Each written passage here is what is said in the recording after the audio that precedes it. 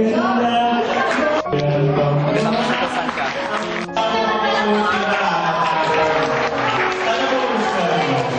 Ito po ang unang maghahalan sa inyo.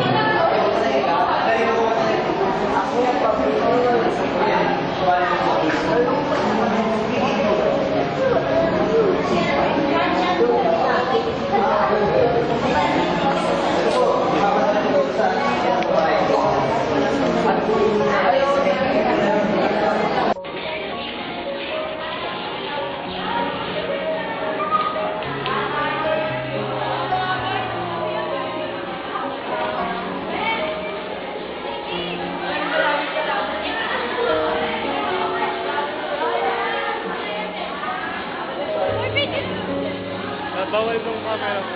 Pang video din. Oy! Niki! Nick!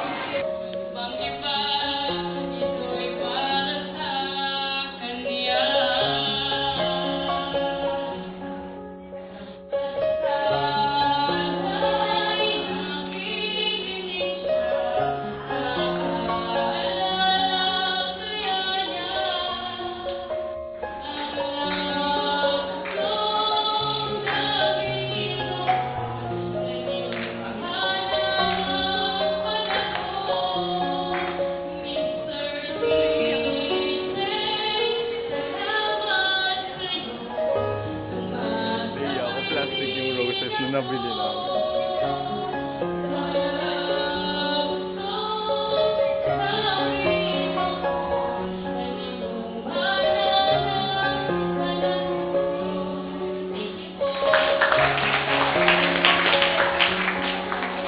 Yan. So, meron daw kung gustong mag-perform, improvo, yun po, sila ano. Palakpakan naman daw mo.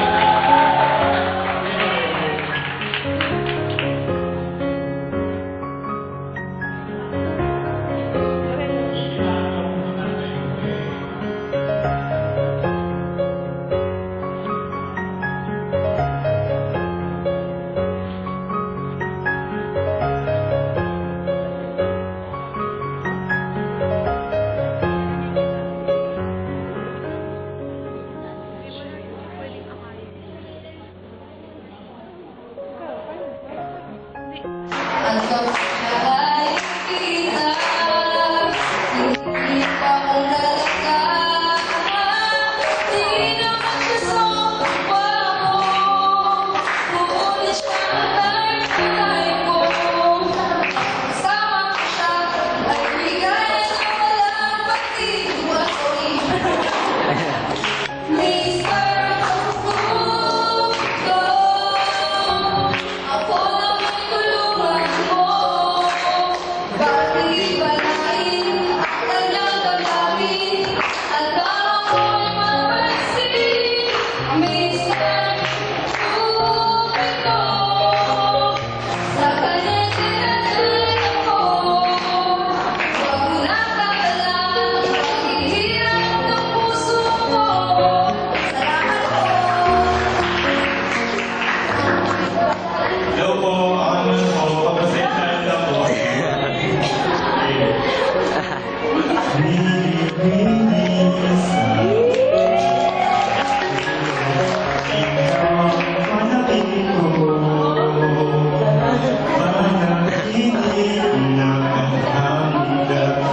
Ayun po, Lola. Video po. Ang kagulan mo ay sa abang akal ng punong pag-ibig. Okay lang,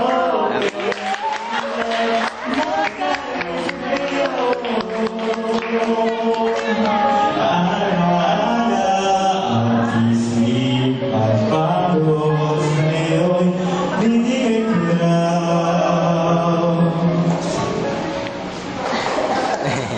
Pinipili ang aking dalangin, dasal tingin mo lang.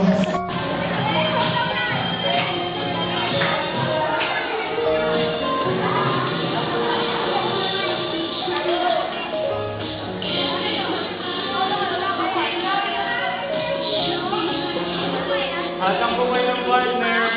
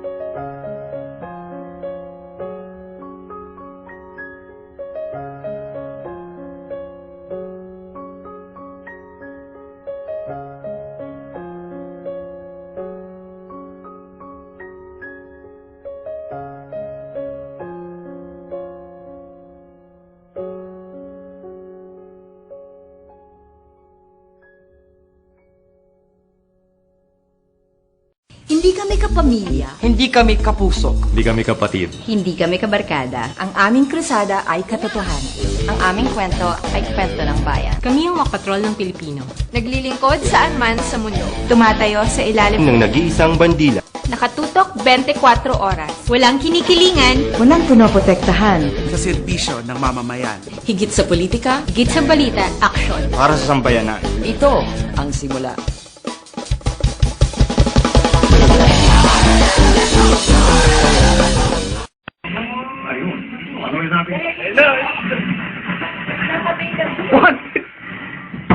Mamahaling Wi-Fi device kapalit ng klaro. Yan ang reklamo ng estudyante ng Singapore University. Dahil sa yan, hindi raw tinanggap ng kanilang professor ang project nilang miniature model ng transmitter device sa subject na programming. Pero ito, nakatanggap sila ng incomplete ng mga math class na sabi subject. Tinasa po kasi namin. Tapos yung sinabi po ng program. Pangit lang po yung ito yung sa radyo. Hindi po niya tinanggap.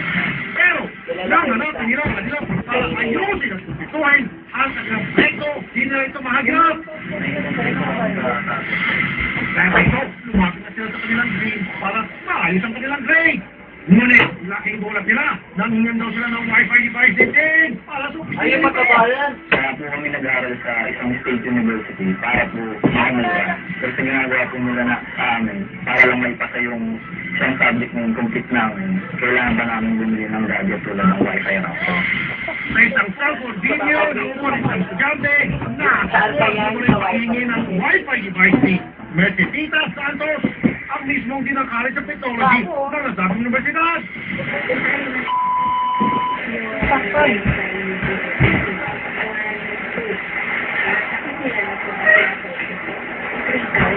Kwento pa ng estudyante, hindi lang Wi-Fi device ang hinihingi ng din sa kanilang mga estudyante.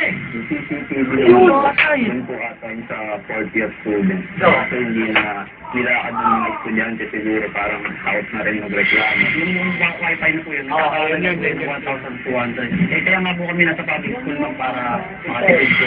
Ayon sa Commission on Higher Education o CHED, bawal ang paghingi ng anumang bagay sa mga estudyante kapalit ng grado.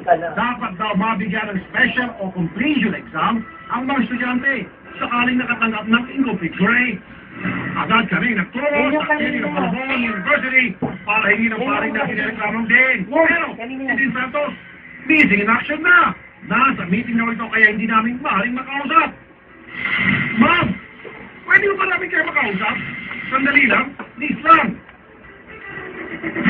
Okay, nasa inyo ang telepono mga tol, si Attorney Ramon Bananilla, Presidente ng Malabon University. Magandang hapon. Hindi alam mo yan. Sir, Attorney. Walang alam yan. Magandang hapon, Rafi. Yes, sir. What can I do for you? Yes, sir. Ito po reklamo ng mga estudyante na kung saan, yung isang din po, napinigan po ng camera at saka ng boses na humihingi po ang pambili ng Wi-Fi at pati CCTV na kapalit po ng grades nila na from incomplete, maging complete, sarado na.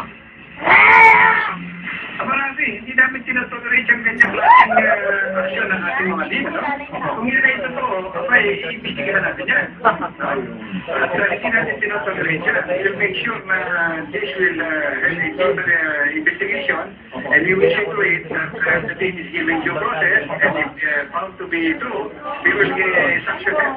Kung ano man yan, hindi natin tinatolerate yan, Rafi, sa ating Singapore Malabon University. Thank you, sir. So, mga panahon attorney, yung mga estudyante, pati po siguro pag-harapin natin, kasama po yung ebidensya para maayos na po itong problema ito. Attorney, sir. Maganda po yan, Rafi. Attorney, anytime po, we have full faith and confidence that your program will have my faith. Mabuhay po yan, Attorney Ramon Bananilla, sir. Magandang gabi po. Thank you. Actually, okay na yan. Nakausap natin si Attorney, maayos na yan. Hindi natin kailangang pag-usapin siya. Salamat sa church. Kaya siya ano lang, may kiwala na ako. Kaya siya Bananilla. Alam mo po.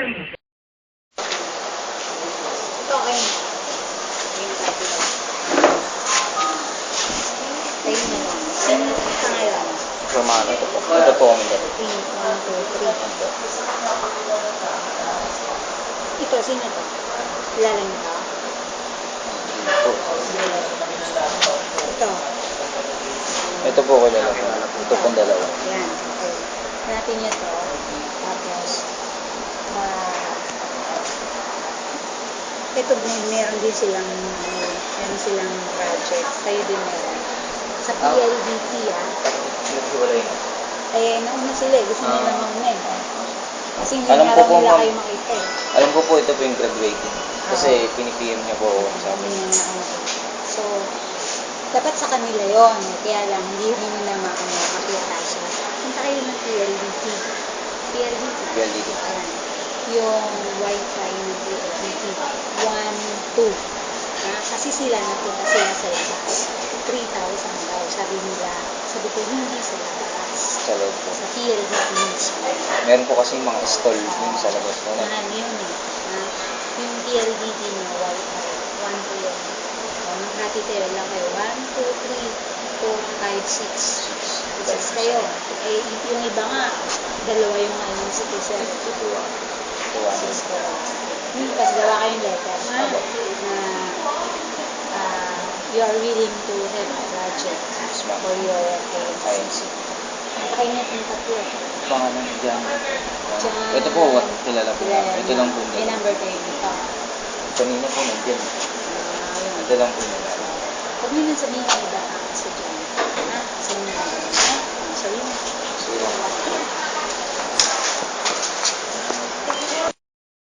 Ilang kayo? Hindi ka po nakakalim? Ito yata. Hindi. Sinabi ko. Sinabi na po namin lang kung ano po eh, kung magkano. Sabi ko dapat, hindi pa nga po kasi wala po sinunod. Sabi ko nga po, dapat ito na tayo hindi na po magbigay na sila para makalakad na po. Ano daw po nila binabayaran. Next sem. Kailan ba kayo na-INC? Noong last sem. Last sem na? 1 year pa. Awan yun. Next sem pa. Ito na lang po namin. Balak ko namin. Balak ko kasi namin sana kung ngayon. Kasi nagkakaibag. Sa babayaran mo. Pag nagpa-evaluate po kami ng INC pa rin po. Hindi mo kasama. Hindi po. Hindi ba bayaran? Ang ano po sana namin sana Hindi sila nakikita. kung ngayon po namin sana asikasuhin, wala po bang option na dito? Mas mahal. Hindi nga nakikikover yun. Mas mapapamahal. Hindi, kung gusto nyo, kayo na lang. Pwede kayo na lang. Kaya nyo tatlo kayo. Gusto kayo. Ano kayo? Kami tatlo lang po yung magkakasama. Kaya nyo. Kayo. Bigyan na kayo. Ganun na Hindi lang. naman. Hindi naman. Ito sa idea. Sige po naman. Okay na?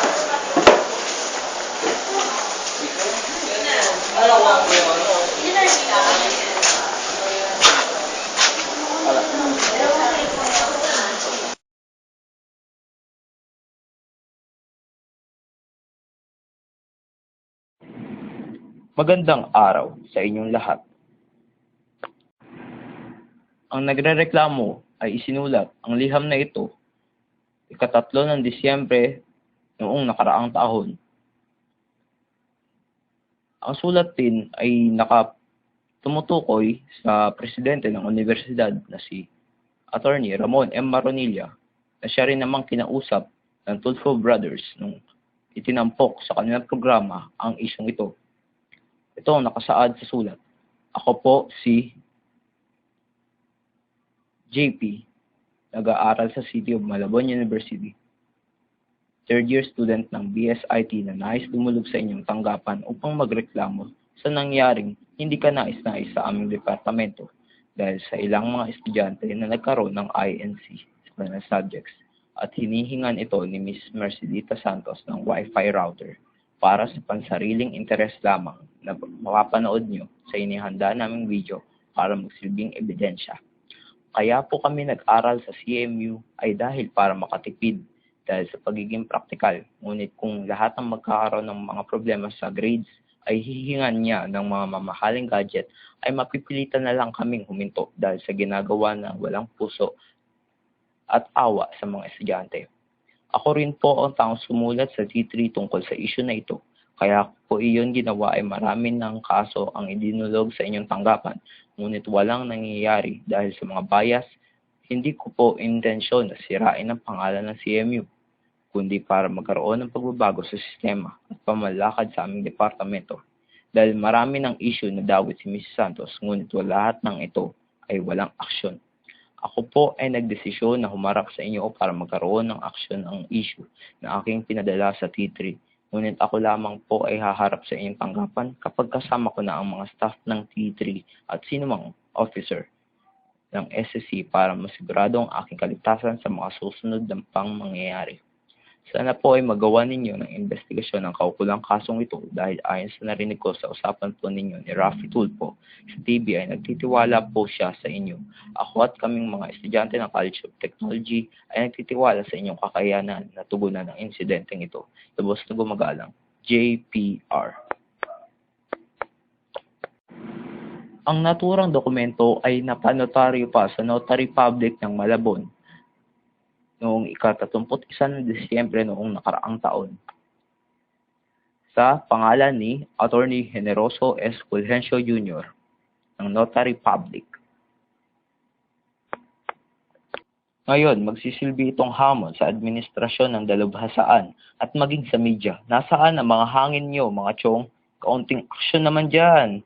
Ito po ang unfinished business investigative documentaries na mag-iiwan sa inyo ng mga katagang.